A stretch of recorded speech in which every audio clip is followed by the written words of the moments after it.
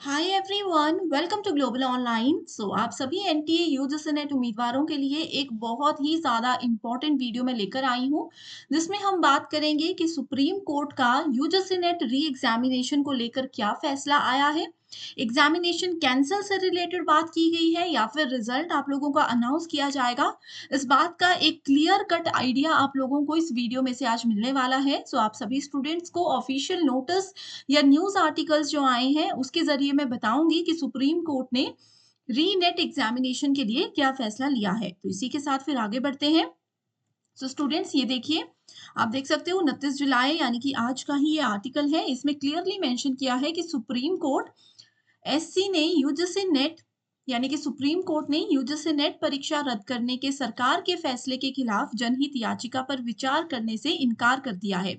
अब देखिए, आप सभी को ये तो पता ही है कि 18 जून को हमारा पेपर हुआ था और 19 जून को ही पता चल चुका था कि एग्जामिनेशन कैंसिल हो चुका है।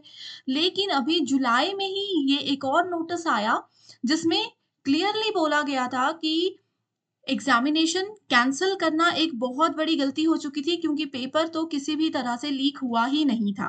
तो वही चीज़ें सुप्रीम कोर्ट ने अभी कही है। उन्होंने यही बोला कि यूजीसी नेट परीक्षा, यूजीसी नेट एग्जामिनेशन ने जो पेपर जो कैंसल हो चुका था, उससे रिलेटेड डिस्कशन के लिए बिल्कुल सुप्रीम कोर्ट ने मना कर दिया है और इसका रीज़न भी उन्होंने बताया है। इसका रीज़न देख सकते हो आप, यहाँ पर लिखा हुआ है कि सुप्रीम कोर्ट ने कथित प्रश्न पत्र लीक के बाद यूजीसी नेट परीक्षा रद्द करने के सरकार के फैसले को चुनौती देने वाले जनहित याचिका पर सुनवाई करने से इनकार कर दिया है। सीजेआई के वकील ने ये कहा कि आप, यानी कि उन्होंने वकील को ये बोला है कि आप वकील क्यों आए हैं, छात्र यहाँ पर खुद खुद क्यों नहीं आ रहे। तो इन्होंने ये सबसे बड़ा एक रीजन बताया है, इस याचिका को इनकार करने का ये रीजन बताया है कि आप वकील इस बीच में क्यों आ रहे हो। स्टूडेंट्स को अगर एग्जामिनेशन से प्रॉब्लम है, स्टूडेंट्स को अगर री एग्जामिनेशन चाहिए या फिर पेपर कैंसिल होने से रिलेटेड स्टूडेंट्स का क्या व्यू है, वो सब चीज़ें अगर स्टूडेंट्स को प्रॉब्लम कर रही हैं, तो उनको खुद आना चाहिए, आप वकील बीच में क्यों आ रहे हैं? तो यहाँ पर देखिए स्टूडेंट्स, अब इस बात से एक बहुत ही ज़्यादा बड़ा कन्फ्यूज़न सभी लोगों में आ चुका है कि भाई हम लोग री एग्ज़ामिनेशन की तैयारी करें या फिर खुद कोर्ट में जा कर के ये सब चीज़ें हैंडल करें, राइट? अब आगे क्या करना है, ये भी हम लोग देखते हैं और साथ ही आपको बताऊँगी कि एग्ज़ामिनेशन होने वाला है या फिर रिज़ल्ट आ जाएगा। इंग्लिश वाले स्टूडेंट्स के लिए भी देख सकते हो, इंग्लिश न्यूज़पेपर का आर्टिकल यहाँ पर मैंने ऐड किया हुआ है। इसमें क्लियरली ये भी कहा है, हालांकि मुख्य न्यायाधीश डी वाई और न्यायमूर्ति जे बी पारदीवाला और न्यायमूर्ति मनोज मिश्रा की पीठ ने ये कहा है कि जनहित याचिका को खारिज करना जनहित याचिका के योग्यता के आधार पर निर्णय नहीं है, क्योंकि ये एक वकील द्वारा दायर किया गया था, ना कि पीड़ित छात्रों के द्वारा। देखिए, ये चीज बार बार इन्होंने एक ही चीज बताई है कि जो पीड़ित छात्र हैं, जो हम लोग स्टूडेंट्स हैं, हम लोगों ने ये याचिका दर्ज नहीं की थी, इसकी वजह से वो उस पे कोई भी डिसीजन अभी नहीं लेने वाले हैं।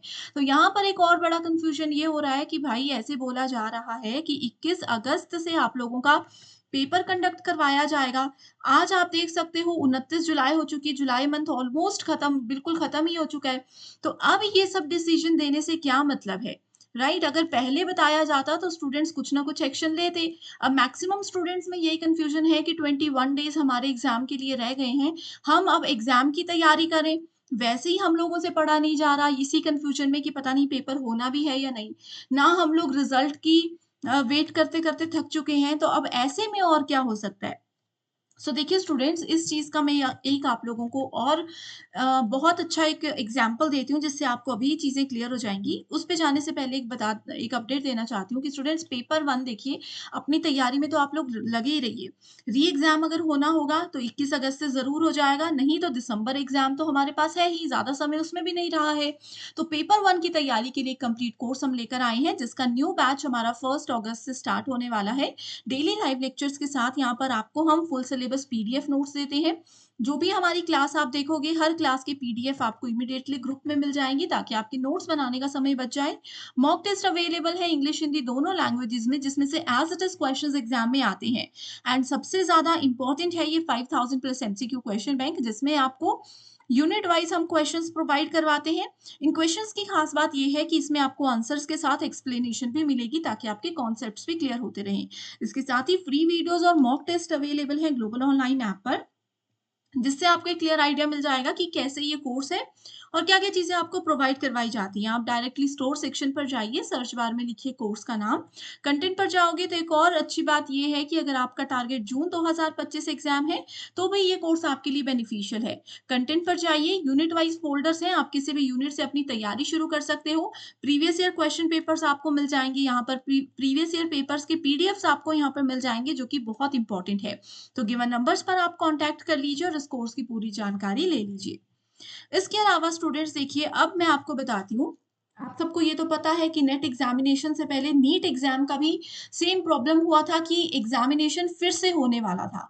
इनका भी री एग्जामिनेशन होने वाला था और अभी 1-2 दिन पहले ही री नीट एग्जामिनेशन का ये ऑफिशियल नोटिस आ गया कि जो भी एग्जाम उस समय कंडक्ट करवाया गया था, इनका पेपर मई मंथ में हुआ था, तो जो भी एग्जाम उस समय कंडक्ट करवाया गया था उसी को फाइनल रखें और अब किसी भी तरीके से फिर से एग्जामिनेशन नहीं कंडक्ट करवाया जाएगा। तो अब जिस तरीके से हालात चल रहे हैं, जिस तरीके से ये बोल रहे हैं कि पीड़ित छात्रों ने ये सब चीज़ें दायर नहीं करवाई थी, ठीक है, रिपोर्ट नहीं लिखी थी, वो सब खुद यहाँ पर हाज़िर नहीं हुए थे।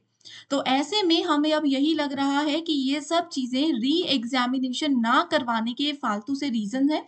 तो आप सभी स्टूडेंट्स के लिए अब यही है कि तैयारी में तो लगे ही रहिए, पर श्योर है अब काफ़ी ज़्यादा क्लियर ये चीज़ें होती जा रही हैं कि री एग्ज़ाम नहीं होगा और रिज़ल्ट हम लोगों का आ जाएगा। अब रिज़ल्ट कब तक आएगा? तो रिज़ल्ट भी हम यही एक्सपेक्ट कर रहे हैं कि 15th अगस्त तक तो मे बी अभी आ ही जाना चाहिए। ये मैं एक अनुमान लगा रही हूँ, क्योंकि अभी देखिए लगभग 15 से 17 दिन बाकी हैं। तो 15 से 17 दिन 15 अगस्त को आने में बाकी हैं, तो ऐसे में अभी बहुत सारे डिसीज़न्स आएँगे, बहुत सारी बातें एनटीए की तरफ से या सुप्रीम कोर्ट की तरफ से सामने निकल कर आएँगी, तो ऐसे में आप लोगों को गारंटेड पता चल जाएगा कि आपका क्या रिज़ल्ट रहा है। यहाँ पर देखिए और चीज़ लिखा है, पीठ ने याचिकाकर्ता के रूप में जनहित याचिका दायर करने वाले वकील उज्जवल गौड़ से कुछ कानूनी मामलों पर ध्यान केंद्रित करने और ऐसे मुद्दे को पीड़ित व्यक्तियों के लिए छोड़ने को कहा। भाई उन्होंने तो बिल्कुल ये क्लियरली बोल दिया कि जो भी वकील हैं, वो इन चीज़ों को छोड़ दें और खुद स्टूडेंट्स आएँ और इसके बारे में बात करें। तो बहुत सारे अभी इनिशिएटिव्स लिए जा रहे हैं ऑनलाइन एजुकेटर्स के द्वारा, जिसमें ये बोल रहे हैं बच्चे कि आप लोग सुप्रीम कोर्ट चलिए हमारे साथ, तो आप लोगों को मैं तो ये सब चीज़ें कुछ भी नहीं बोलूँगी।